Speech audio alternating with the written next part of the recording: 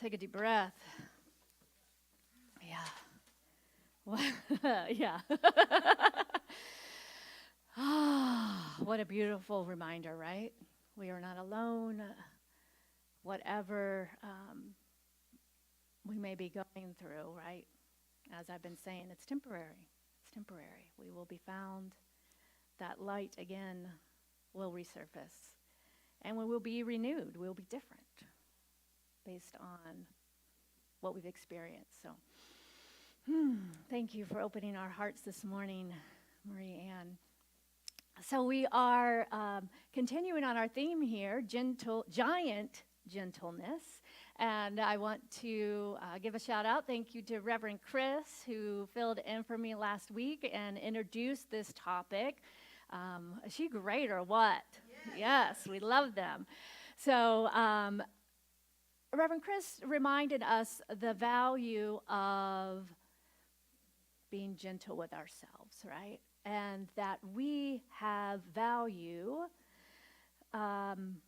just for existing.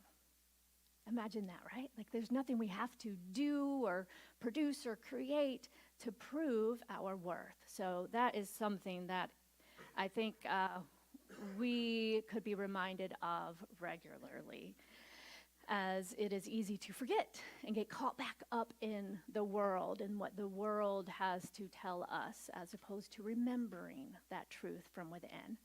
So today we're diving into this idea of loving the other and how to be gentle giants within the relationships of our lives, the relationship with ourselves and the relationship with others.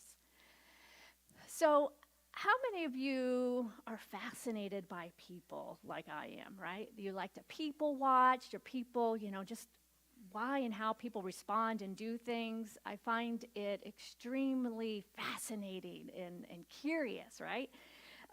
Love going to places like, when traveling or at the airport is a wonderful time to people watch and just see how people engage and interact. So I love people. And it is especially easy to love people when they are kind and loving and graceful and show up exactly how we want them to show up, right? That's easy. But the thing is, people are complex. We are complex beings with a vast array of emotions and things going on. We can be fickle, we can be opinionated, we can be judgmental, we could be controlling, we can be spontaneous. So that's just how we are. And sometimes being human means all of these things, and we can't really help ourselves. But that's when things can get a little messy, when people are showing up in a way other than how we would desire them to show up. And we start to blame the other for things that are occurring or going wrong, when in fact, it's our judgment of others that gets in the way of our harmonious, loving, ideal relationships, right? It's our judging their behavior as being bad or wrong, as opposed to just accepting their humanness and allowing the grace that we would desire others to give to us, but we must first allow that space and grace for others in our lives. So applying gentleness and curiosity in our interactions, in our relationships with others, this requires allowing others to be their unique, quirky, loving, creative selves. And it is from that place, once we can get to that place of accepting people just how they are, it allows us to see more clearly what's really going on. And often, it's that mirror. And what's really going on is something within us that is seeking to be healed or known, witnessed. So our relationships are often a place that can challenge the very foundation of what we think and know to be true about life. They can challenge the very foundation of our spiritual groundedness or our principles, right? And it calls us to go deep into our own spiritual practice on a very fundamental level. So we can say and know these kind of platitudes of we are one, we are all love, love is always the answer. But what does that really look like when the rubber meets the road? And we are just up to here and blah with people. So this teaching shows us that our relationships are a mirror. Life is a mirror, reflecting back to us our own ideas and beliefs and judgments. So the only place really which we can start this healing journey of harmonious relationships is within. Being angry or hurt based on the actions of another person is part of the human experience. So I'm not saying that you're never going to be upset or you'll get to this point where everything is just, while we are living this life and doing this dance of humans humaning in relationship with other humans, there is going to be plenty of opportunities to practice witnessing and allowing those feelings of anger or hurt, betrayal, sadness, along with those feelings of joy and bliss and ecstasy and peace. So the key is to release our judgments and attachments, thinking that it should always look like this or be like this, or that the other person should be or do something different than they are. I'm not saying this is easy, y'all. This is definitely my work. I'm walking it with you. So, when we're looking at this opportunity for healing, it's, what if it's not so much about what the other person did or said, but more about how we feel about it, right? Like, what is triggering us? Why?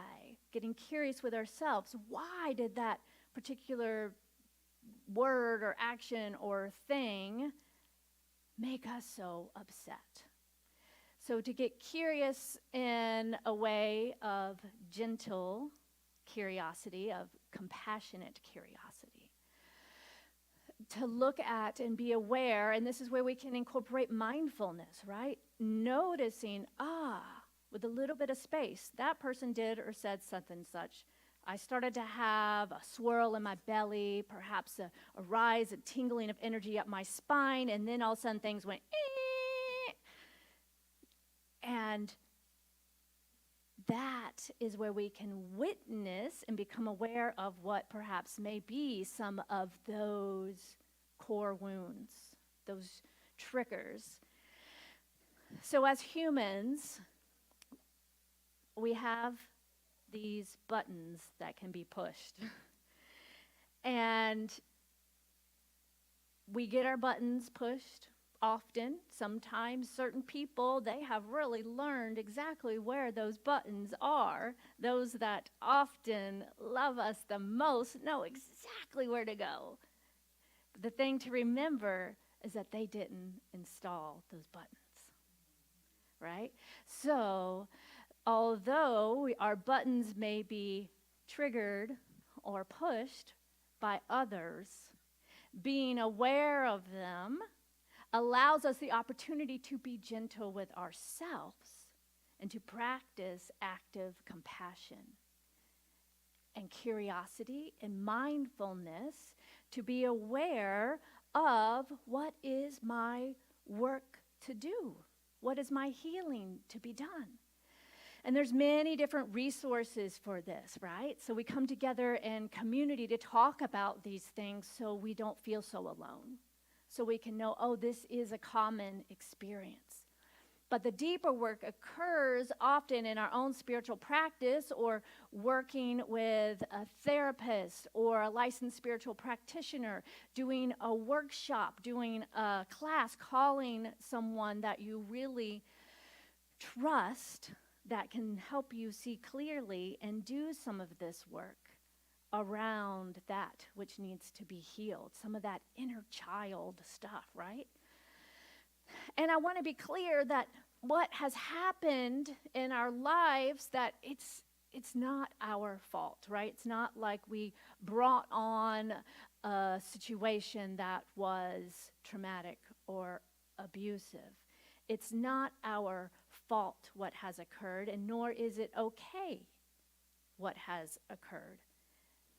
But where we have the opportunity, the responsibility, the choice is what we're going to do with that information, right? How are we going to respond to that old wound or trigger? And we get to decide the meaning we're going to make of it. Are we going to make it mean that we are bad or unworthy? Or are we going to look at that and state our truth and our wholeness no matter what else is occurring? And often these things happen at such a young age where we don't even have the cognitive ability to understand that it's not our fault. Right? There's this kind of like psychological thing that occurs in young children, that when chaos is occurring around us in our family life or whatever it may be, that it's, instead of being able to understand the complexity of the dynamics of the relationships, we make it mean I am bad or I am somehow wrong. And if I'm wrong, then I can change my behavior or be quiet or not say something or hide or whatever to make everything okay again. And then as we begin to heal as adults, we get to what some may call reparent ourselves and go back and talk to that young child and let them know that we are safe, that it's okay now, that we are here for them and that it's not your fault. And then allow the infinite love of life itself to pour forth and to comfort that little one. Now that we know better, right? Because we have a greater understanding and can remind ourselves of that truth and wholeness. One of our core principles here is that we are the creative genius of our lives. We get to co-create and work with this divine essence and presence and principle, call it God, life, spirit, universe, to allow the love to pour forth and to heal and dissolve all old wounds. The past is not bound by, spirit is not bound by precedents or the past, right? So the past has no power over us right now in this moment if we choose to know that and to say that and to claim that and then move forward with gentleness, with loving kindness for ourselves and others. Because it was this awareness of the gentleness that we are cultivating that we get to redefine any aspect of our life at any time.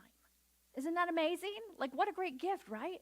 That we are not held to the things that have happened in the past, that every moment is a new moment for things to be made new, to be transformed in this moment with what we know now. So let's just stop beating ourselves up, okay, y'all? Let's just stop beating ourselves up for the mistakes in the past, the previous bad relationships or experiences or the things that may have happened in the past that perhaps we have attached a little bit to and says, well, that's just who we are, right? That's who I am, or I do it this way, or I am that. If it's something that is not serving the highest and best for who you are becoming, perhaps it's time to let it go. And we can. We are always given a new opportunity for life to express itself anew through us. And the more we can love ourselves and who we are and accept ourselves just as we are, the more that love starts to show up in our relationships with others. So this is how life is a mirror. We become the proof that love itself exists. Our relationships are proof that you love you. So Centers for Spiritual Living has this wonderful program for teens, and it's a summer teen camp that occurs. There's regional camps in the winter, but there's this one big camp out in, well, it used to be in California, and now it's in Oregon, because Centers for Spiritual Living, we have bought land and have a camp in Oregon. And there is a practice there, a ritual called Love Awards. Marianne, you know, she has been, you were on the music team, right? And you were there when they did the labyrinth. So there is a labyrinth that is created on this land at the camp, and it is beautiful. So this practice of Love Awards goes along with this beautiful song. And there's these little things, they're usually like little like beaded bracelets or, you know, little like trinkety craft things. And the idea is that at the kind of every general session when we come together, it'll be time for Love Awards. And we sing this song, and you can take a Love Award and you find someone out there that you want to, and you pull them up on stage and you sing to them and exchange a Love Award. And these Love Awards are just floating throughout camp the whole time. I bring this up because the words of this song are life-changing. So I'm going to give you this little chant. Ready? I love myself so much, so I can love you so much, so you can love you so much, and you can start loving me, right? I love myself so much so that I can love you so much, that then you can love yourself so much that you can start loving me. That's profound, y'all. That is profound. I was listening to, let's see if I can remember now this morning, the Indigo Girls, one of my favorites, and there was this lyric, and I'm like, yes, that's it. It says this. Okay, hold on, it's coming. Once something about learn to love ourselves, we can dissolve all the stones that are cast. So that's it. When you learn to love yourself, you will dissolve all the stones that are cast. Love really is the answer, y'all. And it can seem trite at times, but it is deep. It is deeply healing. So people are gonna people. And there's many ways to people as there are people, right? There's many ways to live life as there are people in this world. So that's like 6+ billion, I think, at this point. Different ways of living life. And yet we get upset when someone doesn't live life exactly the way that we do or we think they should. So isn't it interesting, right? That we are living in this world with this great opportunity to learn to accept ourselves and others. Because truly, there are no others. For we are one. There is one life, one thing happening right here, right now, this one divine expression showing up uniquely in 6 billion different ways, not to mention all the other species and creatures and plants and animals that are showing up uniquely expressing this thing called life.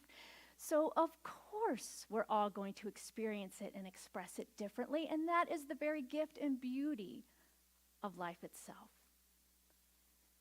Learning to love and accept ourselves. This is when we must apply compassion and grace and gentleness. A compassion to ourselves. While we may not like what perhaps we did or said or how we showed up in a particular moment, we can understand that part of being human is making mistakes. So active compassion for others leads to this deeper understanding. And compassion doesn't mean, again, that people get this free rein to treat you however they want, if it's harmful, right? But it does mean that we have a full understanding, right? That we seek to know the bigger picture, to shift our perspective, perhaps, to something greater. And compassion is what opens that space, right? You agree. When the dog agrees, you know that D-O-G-G-O-D is talking. That's right. Compassion creates that space to allow that opening for love to come through. The Dalai Lama said, the moment you develop a sense of concern for others, you realize that, just like yourself, they also want happiness, and they also want satisfaction. So active compassion requires awareness and intention and practice, this mindful awareness, practicing accepting others as they are. And when we decide to let the people in our lives truly be themselves and love them for who they are, that is how we can practice gentleness, loving kindness. And it requires that giant within us, right? It requires us to kind of rise into this giant gentleness. And not only for others, but for ourselves. To love and accept ourselves, we must practice loving and accepting others just as they are. And it doesn't mean we have to like everyone, thank goodness, right? But we can appreciate that people are people and they're peopling the way that they best know how to people. And it may not be the kind of way that we want to be around, so we can notice that and acknowledge that and choose to consciously curate our own lives by those we bring into our inner circle that are supporting us in understanding this presence of love, right? To bring those into our lives. And I'm not saying just those that are easy to get along with, right? But bring those into our lives that may challenge us, that may push those buttons, but there is an underlying intention of love and support, right? So if there's that base of love, then no matter what occurs, we can go there and we can do the healing and support each other in knowing the truth of who we are. Science of mind teaches oneness, right? That there is one energy in a myriad of forms, individualized expressions of the one divine presence. So each and every one of us is sacred and holy. The other person, the other thing or place is none other than an expression of love as well. Because there is and cannot be anything against us in spirit. It just is. We get to decide. We get to make the meaning. Dr. Ernest Holmes says, love is kind, gentle, and understanding. It is tolerant of others and reaches back through indifference and coldness to life, to something warm and pulsating that is at the very center of everything. I love that quote because it's so visual. I'm visual, right? So I can see like the external form of a being that may be cold, right? Put on the persona of indifference and cold, but within that being, within all beings, is still a warmth of love pulsating at the center. So when we can see past that and tap into that pulsating love, it's like that fire. And when those flames come together, it expands. Love meets love. With time, with space, we can gain a greater clarity and perspective. Right? Just like when you're on top, like ants. And sometimes it's this perspective that we need in our own life and relationships. That when we get right up and we're so in it, it feels so much more difficult to see the opportunity for healing and to remember the love that is there. But when we can have a little bit of that space and are open to a new perspective, then we can see more clearly. Loving and respecting ourselves means being clear on what works for us and what doesn't. Loving and respecting ourselves gives us the space to figure that out when it's not clear. Taking our thoughts and feelings and reactions into meditation and contemplation. Using our practice as such a spiritual mind treatment. Working with a licensed counselor, journaling, taking a walk in nature. These are a few of the tools that we have in our toolbox to lean into, to gain that perspective and that clarity when things are feeling just a little too close and intense. And honestly, we could all probably use a little lightening up, right? Oh, I know I can tend to take things so seriously. And, it's easy when we're in this heightened time in the world as well, and we have access to see so many things that are occurring in the world. It could be like, well, how can you not take this seriously? Like, look at what is occurring in the world. What do you mean? But if we do not allow ourselves the space to be playful and joyful and open our hearts to the silliness of who we are, then we're just going to get caught up in what's happening and not be able to make a difference. Being in that place of joy and love in the midst of the trauma and the pain may seem like chaotic from the outside, but it's perfectly human. And it's how we remember who we are and not forget by getting too in it. The joy and the love and the peace is always there. And another great reminder from Ernest Holmes, none of us is as perfect an expression as we ought to be. So the challenge to each of us is to be great enough to rise in love, in charity, through understanding and compassion. Yes.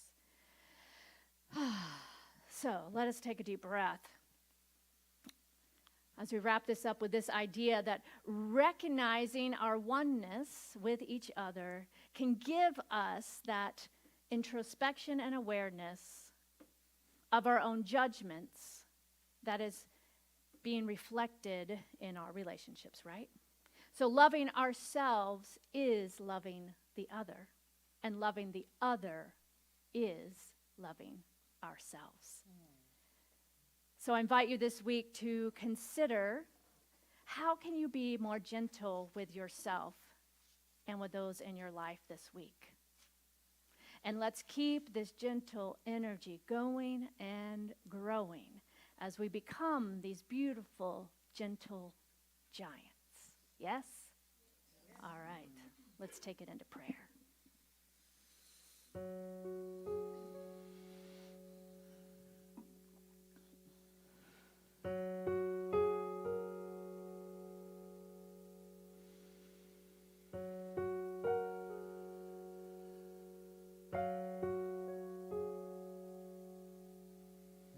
How good it is to recognize that right here, right now, love is. Peace is. Freedom is. Wholeness is. This is the very essence and truth of the universe. Love, peace, freedom, wholeness. This love of the infinite that is expressed infinitely through each of us. So we have this opportunity right here, right now, to remember who we are.